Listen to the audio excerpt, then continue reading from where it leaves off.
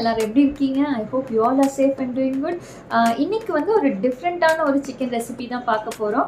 இது actually Indian dish கிடையாது. இது வந்து ஒரு கான்டினென்டல் டிஷ். நிறைய ஸ்பைசஸ்லாம் ஆட் பண்ணாமல் ஒரு மினிமம் ஒரு 4 to 5 இன்க்ரீடியன்ஸ் மட்டும் ஆட் பண்ணி தான் இந்த டிஷ் பண்ணுவாங்க.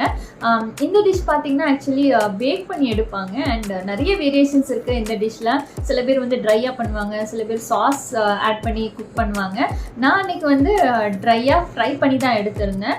இந்த டிஷ் பார்த்திங்கன்னா டயட்டிங்கில் இருப்பாங்கல்ல அவங்களுக்கு, அதுக்கப்புறம் சில டைம் வந்து நமக்கு ஹெவியாக சாப்பிடாம லைட் ஃபுட் எதாவது சாப்பிட்டா நல்லாயிருக்கும் அப்படின்னு தோணும்ல. ஸோ அந்த மாதிரி டைமில் இந்த மாதிரி டிஷ்ஷஸ் வந்து ரொம்ப ஆப்டாக இருக்கும்.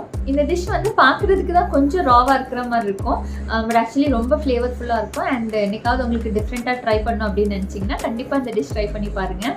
ஸோ வாங்க இந்த டிஷ் எப்படி பண்ணலான்னு பார்க்கலாம். பட் அதுக்கு முன்னாடி நீங்கள் இன்னும் இந்த சேனல் சப்ஸ்கிரைப் பண்ணலன்னா மறக்காமல் சப்ஸ்கிரைப் பண்ணுங்கள் அண்ட் பக்கத்தில் இருக்க பெல் ஐக்கானையும் மறக்காமல் கிளிக் பண்ணுங்கள். அப்போ தான் நான் போடுற வீடியோஸ் எல்லாமே உங்களுக்கு நோட்டிஃபிகேஷனில் வரும்.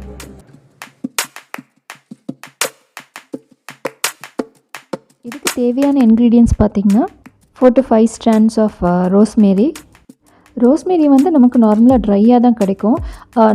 மோஸ்ட்டாக வந்து ஃப்ரெஷ்ஷாக எந்த ஸ்டோர்ஸ்லையுமே இருக்காது. இது வந்து நான் ஸ்விக்கி இன்ஸ்டாமார்ட்லேருந்து ஆர்டர் பண்ணியிருந்தேன். ஒரு பேக்கெட் ஃபுல்லாகவே இருக்குது. ரோஸ்மேரி வந்து ஜாஸ்தி ஆட் பண்ணிட்டோன்னா ஃப்ளேவர் ரொம்ப டாமினண்ட்டாக இருக்கும். ஸோ இந்த டிஷ்க்கு வந்து 4 to 5 strands போதும். இன்னும் பேக்கெட்டில் நிறையா இருக்குது. ஸோ வேறு எதாவது டிஷ்க்கு தான் யூஸ் பண்ணணும். ரோஸ்மேரிக்கு பதிலாக நீங்கள் வேறு ஹர்ப்ஸும் யூஸ் பண்ணிக்கலாம். லைக் தைம் யூஸ் பண்ணலாம், அதுக்கப்புறம் இட்டாலியன் மிக்ஸ்ட் ஹர்ப்ஸ் யூஸ் பண்ணலாம், இல்லை நம்ம கொரியாண்டர் லீஃப் கூட யூஸ் பண்ணலாம். எல்லாமே நல்லா தான் இருக்கும். கார்லிக் பாட்ஸ் ஒரு 4 to 5 எடுத்துக்கலாம். லெமன் வந்து இந்த மாதிரி ஸ்லைஸ் பண்ணி வச்சுருக்கேன். அப்புறம் ஒரு ஹாஃப் லெமன்லேருந்து ஜூஸ் எக்ஸ்ட்ராக்ட் பண்ணி நம்ம மேரினேஷனுக்கு யூஸ் பண்ண போகிறோம். 2 to 3 tablespoon ஆலிவ் ஆயில். இப்போ நம்ம மேரினேஷனுக்கு ரெடி பண்ணிடலாம். இதில் வந்து ரோஸ்மேரி வந்து சின்ன சின்னதாக சாப் பண்ணி எடுத்துருக்கேன். நெக்ஸ்ட் வந்து பார்த்திங்கன்னா கார்லிக் வந்து இந்த மாதிரி கிரேட் பண்ணி எடுத்துக்கலாம். ஒரு மீடியம் சைஸ் லெமனில் ஹாஃப் கட் பண்ணி ஸ்குவீஸ் பண்ணி எடுத்துக்கலாம். Olive oil 2 tablespoon. Chilli powder வந்து கொஞ்சமாக ஆட் பண்ணுறேன், ஏன்னா அதில் சுத்தமாக கலரே இருக்காது. நம்ம ஊருக்கு ஏற்ற மாதிரி கொஞ்சமாவது கலராக இருக்கணும்னு சொல்லிட்டு தான் கொஞ்சமாக ஆட் பண்ணுறேன். பட் ஆக்சுவலி இந்த டிஷ்க்கு சில்லி பவுடர் ஆட் பண்ண மாட்டாங்க. சால்ட் தேவையான அளவு. அப்புறம் 1 to 1.5 teaspoon வரை பெப்பர் ஆட் பண்ணியிருந்தேன். பட் அது வீடியோவில் கேப்சர் ஆகலை. பெப்பர் தான் வந்து இந்த டிஷ்க்கு ஆக்சுவலி காரம் கொடுக்கும். ஸோ உங்கள் காரத்துக்கு ஏற்ற மாதிரி நீங்கள் more or less pepper add பண்ணிக்கோங்க. இப்போ எல்லா இன்க்ரீடியன்ஸையும் நல்லா மிக்ஸ் பண்ணிடலாம்.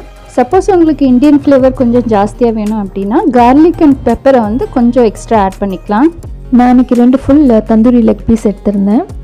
நார்மலாக நான் சிக்கன் வாஷ் பண்ணும்போது மஞ்சளும் உப்பும் போட்டு தான் நல்லா வாஷ் பண்ணுவேன். பட் இந்த டிஷ்க்கு மஞ்சள் யூஸ் பண்ண முடியாது.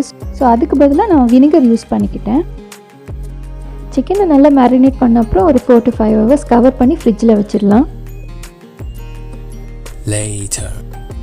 ஃபர்ஸ்ட் டே ஃப்ரை பண்ணது வந்து சரியாக வரல, ஏன்னா நான் மேரினேஷன் வந்து ஒரு ½ an hour தான் வச்சுருந்தேன். ஸோ ஃப்ளேவர்ஸ் எதுவுமே வந்து கம்ப்ளீட்டாக சிக்கனில் அப்சார்ப் ஆகலை.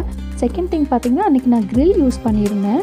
அந்த க்ரில்லில் வந்து சிக்கன் ப்ராப்பராக குக் ஆகலை. ஆக்சுவலி என்ன ஆகிடுச்சுன்னா அந்த மேரினேஷன் எல்லாமே வந்து சிக்கன்லேருந்து செப்பரேட் ஆகி வந்துடுச்சு. ஸோ அந்த ஃபைனலாக அந்த சிக்கன் ஃப்ரை ஆகி வரும்போது ஃப்ளேவர்ஸ் வந்து கொஞ்சம் கம்மியானது மாதிரி இருந்தது.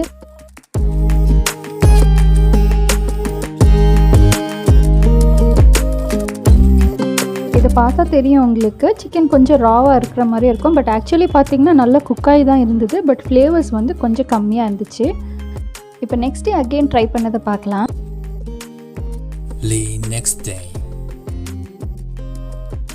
ஸோ அடுத்த நாளும் நான் அதே ரெசிபி தான் ட்ரை பண்ணேன். பட் இந்த தடவை வந்து நான் பேன் ஃப்ரை பண்ணியிருக்கேன்.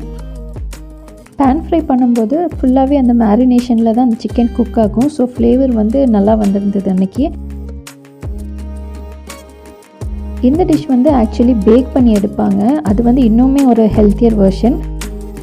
நம்ம லெமன் ஸ்லைஸ் பண்ணி வச்சுருந்தோம்ல, அதை வந்து நம்ம சிக்கன் மேலே அங்கங்கே வச்சுக்கோங்க. உங்களுக்கு புளிப்பு வேண்டாம் அப்படின்னா இந்த ஸ்டெப்பை வந்து ஸ்கிப் பண்ணிக்கலாம். ஏன்னா நார்மலாக நம்ம வந்து சிக்கன் வந்து அவ்வளோ புளிப்பாக சாப்பிட மாட்டோம்.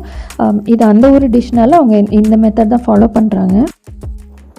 பேனில் இவ்வளோ ஆயில் இருக்குன்னு பயப்பட வேணாம், அது ஆலிவ் ஆயில் தான். ஸோ எதுவும் ஆகாது. அந்த க்ரில் பண்ணதுக்கும் இந்த பேன் ஃப்ரைக்கும் எவ்வளோ டிஃப்ரென்ஸ் இருக்குது பாருங்கள். க்ரில்லில் ஃப்ரை பண்ணும்போது சிக்கன் மட்டும் குக் ஆகிற மாதிரி இருந்தது, ராவாக குக் ஆகிற மாதிரி இருந்தது. பட் இப்போ பேனில் ஃப்ரை பண்ணும்போது அந்த மேரினேஷனோட குக் ஆகும்போது இன்னுமே நல்லா அந்த ஃப்ளேவர் வந்து என்ஹான்ஸ்டாக இருந்துச்சு.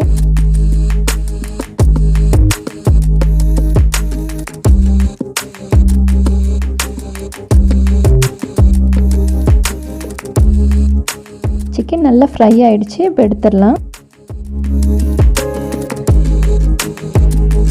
இப்போ இந்த ஃப்ரை பண்ண பேலன்ஸ் ஆயில் இருக்குல்ல, அதை வேஸ்ட் பண்ண வேண்டாம். இந்த ஆயிலே வந்து கொஞ்சம் நம்ம வெஜிடபிள்ஸ் கட் பண்ணி சாட்டே பண்ணி எடுத்துக்கலாம். அன்றைக்கி கொஞ்சம் ஆனியன், கேப்சிகம், அப்புறம் டொமேட்டோ வந்து உள்ளே இருக்க பல்ப்லாம் எடுத்துகிட்டு வெறும் அவுட்டர் ஸ்கின் மட்டும் எடுத்து லைட்டாக அந்த ஆயிலே சாட்டே பண்ணி எடுக்கிறேன். இந்த வெஜ்ஜீஸ் வந்து ரொம்ப குக் ஆக வேண்டாம், லைட்டாக க்ரன்ச்சியாக இருந்தால் தான் நல்லாயிருக்கும். ஸோ இது ஒரு 1 to 2 minutes வரை குக் பண்ணால் போதும். அண்ட் இதை வந்து ஒரு சாலட் மாதிரி நம்ம யூஸ் பண்ணிக்கலாம். அவ்வளோதான், வெஜ்ஜீஸ் ரெடி ஆகிடுச்சு. இப்போ வந்து நம்ம சர்வ் பண்ணிடலாம்.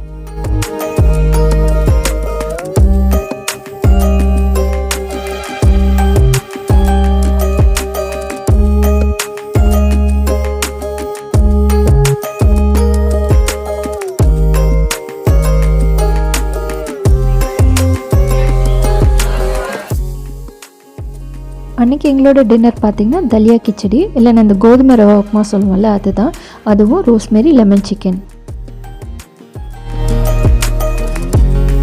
எங்களோட டின்னர் மெனு உங்களுக்கு பிடிச்சிருக்கும்னு நினைக்கிறேன். அண்ட் இந்த வீடியோ உங்களுக்கு பிடிச்சிருந்ததுன்னா லைக் பண்ணுங்கள் அண்ட் உங்கள் ஃப்ரெண்ட்ஸ் அண்ட் ஃபேமிலிஸ் கூட ஷேர் பண்ணுங்கள். இந்த மாதிரி நிறைய different recipes, DIYs, make overs பிடிக்கும் அப்படின்னா கண்டிப்பாக இந்த சேனல் சப்ஸ்கிரைப் பண்ணுங்கள். அண்ட் தேங்க்ஸ் ஃபார் வாட்சிங்.